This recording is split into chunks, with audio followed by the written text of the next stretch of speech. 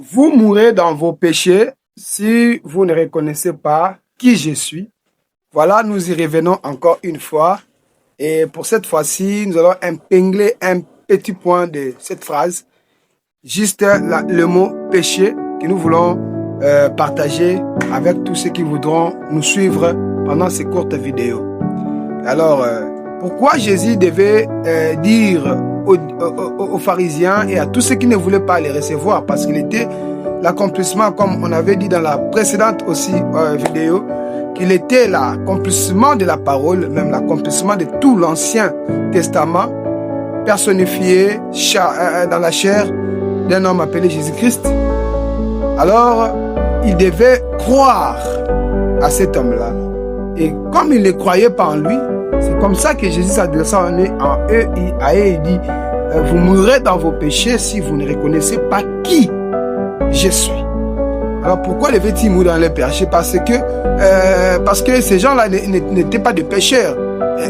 Apparemment, parce que la Bible dit qu'ils avaient vraiment une apparence où si vous cherchez une erreur parmi ces pharisiens, vous ne les trouverez pas. Vous ne les trouverez pas parce qu'ils étaient vraiment pieux au possible. Et les témoignent même c'était ce genre de personnes qui se tenaient. C'est pourquoi même Jésus leur même a réprimandé. Il fallait dire que non, la prière ne consiste pas seulement à se tenir sur la rue, au coin de la rue, devant tout le monde, parce qu'il voulait que les gens puissent voir leur sainteté, comment ils paraissaient pieux, saints devant les gens. Alors que ce n'est pas ce que Jésus-Christ s'attendait réellement d'eux. Et en s'adressant à eux, il leur dit que vous mourrez dans vos péchés si vous ne connaissez pas qui je suis.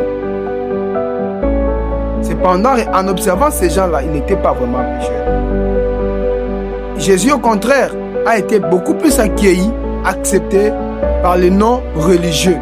Les gens qui n'adoraient pas, les gens qui ne priaient pas, ou ces gens-là qu'on pouvait même traiter de pécheurs en réalité, comme par exemple Pierre.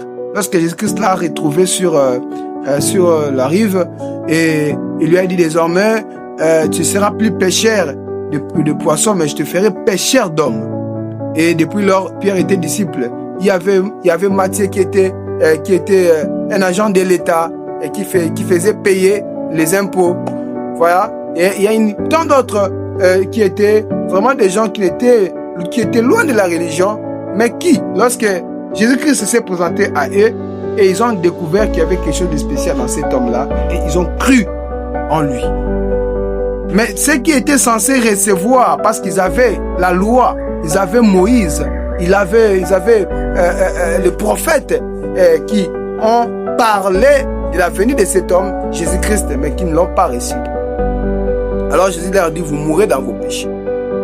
C'est pourquoi nous allons revenir dans ces petits mots-là, péché.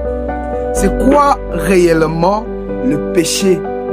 Parce qu'il y a des gens qui interprètent, oui, c'est vrai aussi ça. Dans un sens, le péché, c'est vraiment la transgression de la loi, comme c'est dans l'Ancien Testament. Péché consistait à transgresser la loi, consistait à briser une loi. Et la Bible dit que quelqu'un qui brise ou qui brise, qui n'accomplit pas une partie, soit un point de la loi, alors il est coupable de tous les autres points. Alors, qu'est-ce qu'il fallait alors accomplir? Qu'est-ce qu'il fallait alors faire pour satisfaire aux exigences et être réellement appelé croyant et ne pas être compté parmi les pécheurs? Parce que ces gens-là étaient saints, étaient irrépréhensibles, imaginez à ce point-là. Mais ils étaient quand même des pécheurs. Les péchés, la transgression de la loi. Et quand nous revenons aujourd'hui, tout le monde interprète les péchés de n'importe quelle manière. L'un vous dira que le péché c'est l'adultère, l'autre vous dira que le péché c'est le vol, l'autre vous dira que le péché c'est injurier Dieu.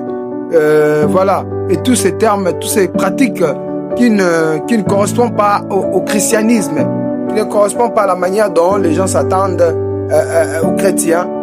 C'est vrai, nous les condamnons, mais laisse-moi vous dire que ce n'est pas ça la chose.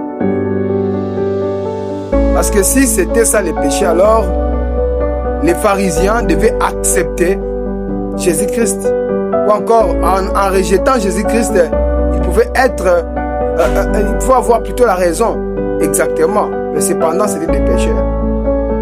Alors, j'aimerais vous dire une chose très importante. C'est que les péchés, ce n'est pas tout ce que les gens font là. Ce n'est pas le vol. Ce n'est pas l'adultère. Ce n'est pas l'impudicité. Ce n'est pas les mensonges. Voilà, les péchés.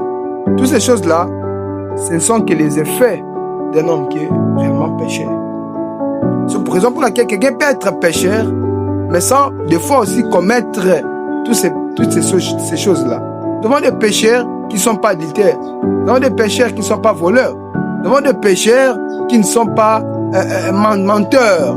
Voilà, vous voyez. Mais c'est quand même un pécheur. Alors c'est quoi les péchés? Les péchés, c'est juste l'incrédulité face à la parole.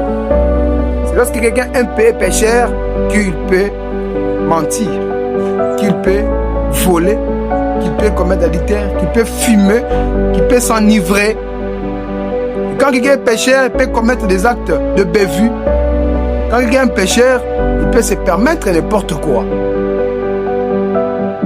C'est juste que quand on est incrédule face à la parole, qu'on peut commettre tout cela.